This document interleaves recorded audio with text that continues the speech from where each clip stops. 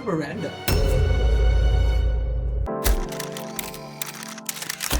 Hello, how are you doing? Hello. I have two goddesses of cinema, Meryl Streep and Anne Hathaway in my presence. That's very kind. Oh my God, I'm so excited. I can't wait for everybody to see the sequel. It is bigger, more drama, betrayal, and current themes that I was just like blown away. Miranda reminds me of like my mom or my tia, and I feel like a lot of Latinos have that like very like tough love. Where do you think that tough love comes from for Miranda?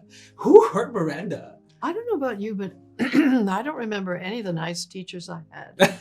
I only remember the ones who asked a lot of me and expected a lot of me and were a little bit harsh maybe, or tough, you know, or they seemed that way. They probably were very nice people, but when people ask a lot of you, you sort of step up as a young person. Yeah. And I think it's one leadership style. It might not be for everybody, but I think it works, you know, and that's how Miranda did it. Where do you think that comes from? Because I think in this particular movie, your character, Andy, is constantly looking at Miranda and trying to make sure that she's okay. Yeah. And so I feel like from the first movie, it's a different, like now you're like behind trying to protect her. Where do you think that comes from? Oh. Well, your first question about where does that kind of power come from? I think it comes from seeing somebody before you and having expectations of them, or just having expectations of the situation or the profession or the job or something like that.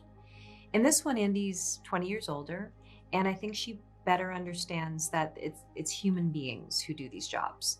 And so I think that she has an easier time seeing Miranda as a human being, somebody who's had to make a lot of tough decisions in her life and is probably like everybody making it up as she goes along.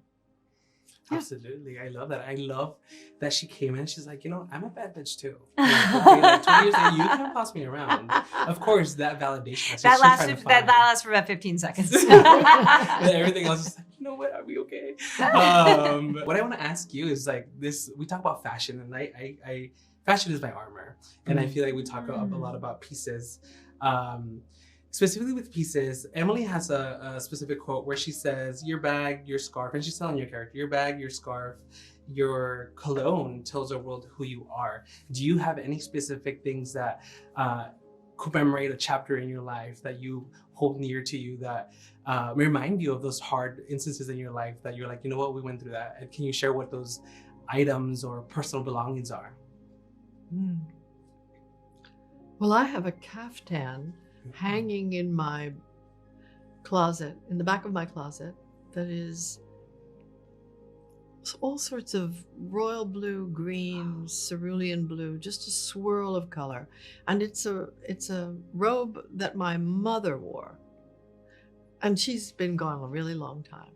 But I can't throw this item of clothing out because these are my colors, she would say. These are all my colors. And so, you know, when I see that piece of clothing, I don't put it on myself, but it's so meaningful. And I think what people put on their bodies always is a choice, always is an indication of something about them, you know, something about what they anticipate in their day, what they think they're going to confront, want to hide from, want to celebrate. You know, it's all different for everybody.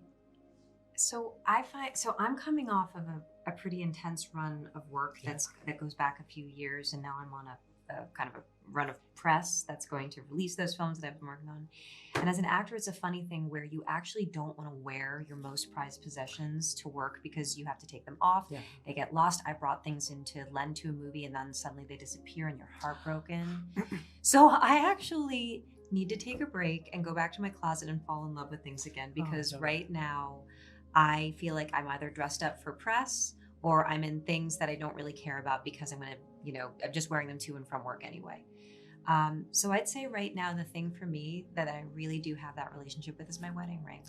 My husband is a jewelry designer and he made this ring and I love it. I love everything it represents. I love him, but it's got these beautiful butterflies that were fused together using a 17th century Japanese technique called shakudo. And I love that something that's so simple, like extremely straightforward, could have such a history in the world and could be so meaningful in my life. So that's my thing. Yeah, I love that. Thank you for sharing those things. And I love your hair. Did you do it? love for your hair. Yes, I did. Oh my gosh, you the win! Miranda. It's a very Nobody has Miranda. changed their hair color yet. People have been wearing themes, but this is new. Kind of I went through all the way beautiful. through.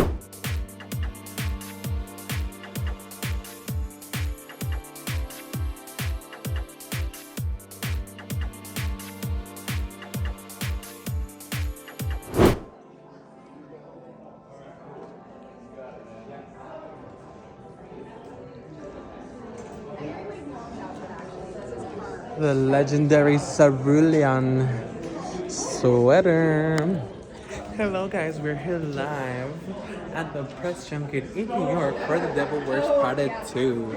Let's take a look at the closet. Yes, so many beautiful things here.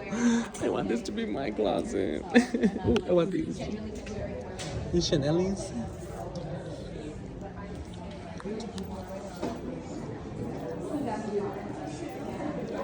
This is better than Hannah Montana's closet.